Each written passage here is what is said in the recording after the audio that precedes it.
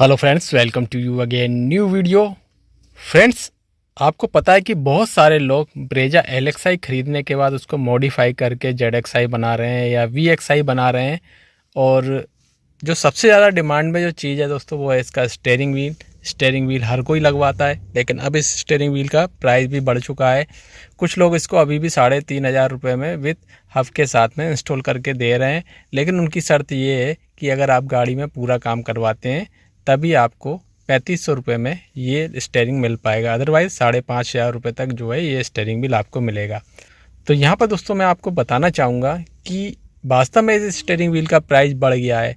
लेकिन जो लोग आपको बोल रहे हैं कि सारा काम कराएंगे, तो देखिए सारा काम तो जो है बहुत सारा होता है। जैसे अलॉय व्हील हो गए, हेडलाइट्स हो गई, या फिर सीट कवर से लेके पूरा काम गाड़ी का अगर आप कराते हैं तब आपको 2,000 वो माइनस करते हैं। तो मेरे हिसाब से जो है ये बिल्कुल भी सही बात नहीं है। अगर आपको केवल पर्टिकुलर स्टीयरिंग व्हील लगाना है तो आपको 5,500 या 5,000, कुछ लोग 6,000 भी इसके चार्ज कर रहे हैं।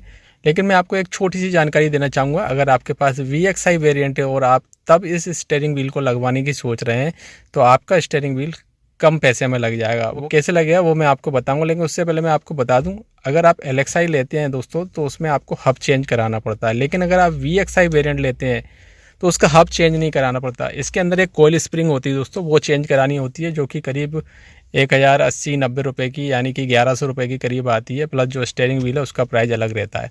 ठीक है, तो LXi में क्या होता है दोस्तों, उसमें कपलर जो दिए होते हैं हब में वो डिफरेंट होते हैं। और VXi, ZXi प्लस में सेम हब कंपनी लगा के देती है इसके अंदर, क्योंकि इसके अंदर आपको स्टीयरिंग माउंटेड कंट्रोल मिल जाते हैं VXi से ही।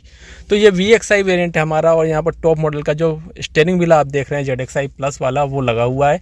यहाँ पर आप दोनों कंट्रोल भी देख पा रहे होंगे, चूँकि ये जो कंट्रोल है क्रूज़ कंट्रोल के, ये वर्किंग नहीं हो पाते। और ये जो है दोनों कंट्रोल आप देख रहे हैं टेलीफोन के और यहाँ पर मीडिया के, तो ये प्रॉपर काम करते हैं।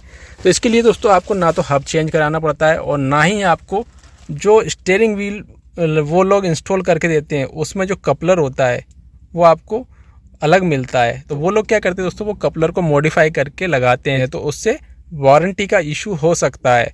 वो लोग कहते हैं कि वारंटी का कोई इशू नहीं होगा, लेकिन वो जो स्टीयरिंग व्हील आता है ZXi प्लस वाला, उसमें जो कपलर आता है जो कि अंदर कनेक्ट होता है, तो वो डिफरेंट होता है। उसको मॉडिफाई करके वो आपकी गाड़ी में लगाते हैं। तो इस बात को आप अच्छे से समझ लीजिए, वारंटी का इशू बिल्कुल हो सकता है। अगर कंपनी चाहे तो ऑब्जेक्शन कर सकती है। लेकिन अगर आपके पास VXi गाड़ी है तब आपको जो है इस तरह के मॉडिफिकेशन की ज़रूरत नहीं पड़ेगी, यानी कि जो टॉप मॉडल में कपलर आता है उसकी ज़रूरत नहीं पड़ेगी, क्योंकि उसमें आपको कपलर को यूज ही नहीं करना। यानी जो VXi वेरिएंट में जो स्टीयरिंग व्हील आता है कंपनी फिटेड गाड़ी में, वो इस तरफ के कंट्रोल देता है, साथ में जो टेलीफोन के कंट्रोल देता है। तो आपको ये वाले जो कंट्रोल है VXi स्टीयरिंग के, वो आपको ये टॉप मॉडल वाली स्टीयरिंग व्हील में लगा लेना है। ठीक है, और इसमें तो आपको कोई कपलर की ज़रूरत ही नहीं पड़ती, क्योंकि ये काम ही नहीं करते।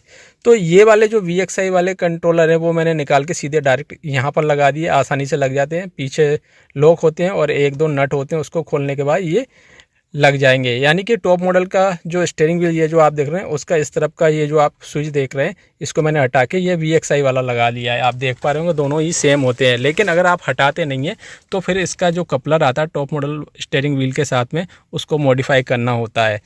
तो हमने VXi का ही ये स्विच लगा लिया, उसमें जो कपलर होता है डायरेक्ट कोयल स्प्रिंग लगी हुई आती है, उसी में लगाना है। यहाँ पर भी आप देख पा रहे हैं ये भी कपलर सिस्टम होता है। आप चाहें तो इसको भी इसी तरह से लगा सकते हैं, तो इसमें भी कोई मॉडिफिकेशन की ज़रूरत नहीं पड़ती। बाकी इसके जो वायर होते हैं इसके जो है आपको जोड़ने की ज़रूरत ही नहीं है, क्योंकि ये एक्टिवेट नहीं होता।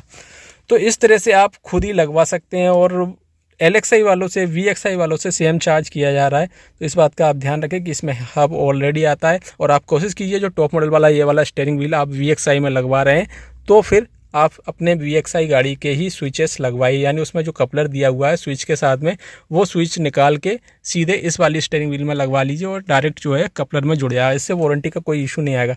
Otherwise top model steering wheel में जो कपलर आता है, जैसे कि मैं कह रहा हूँ, वो फिट नहीं होता उस हब में, उसको मॉडिफाई किया जाता है। इसीलिए जो है दोस्तों वारंटी का इशू हो सकता है। तो ये जानकारी थी। अगर आप VXi में ये स्टीयरिंग व्हील लगवा रहे हैं तो VXi के ही जो स्विचेस हैं स्टीयरिंग व्हील पे दिए हुए, इनको निकालिए और टॉप मॉडल की स्टीयरिंग व्हील में लगाइए। और अगर आप LXi में लगवा रहे हैं तो फिर उसको मॉडिफाई करना होगा। ठीक है, मॉडिफाई करने के बाद ही आप उसको अपनी गाड़ी में इंस्टॉल करवा सकते हैं, यानी कि जो स्विचेस हैं वो काम करेंगे। और इससे वारंटी का इशू आ सकता है, जैसा कि मैंने कहा कंपनी चाहे तो बिल्कुल वारंटी पर ऑब्जेक्शन कर सकती है। तो ये एक महत्वपूर्ण जानकारी थी। उम्मीद है जानकारी पसंद आई होगी। अगर वीडियो पसंद आया तो वीडियो को लाइक कीजिएगा, शेयर कीजिएगा, चैनल को सब्सक्राइब जरूर कीजिए, साथ में नोटिफिकेशन बेल आइकन पर भी क्लिक कीजिएगा। Thank you.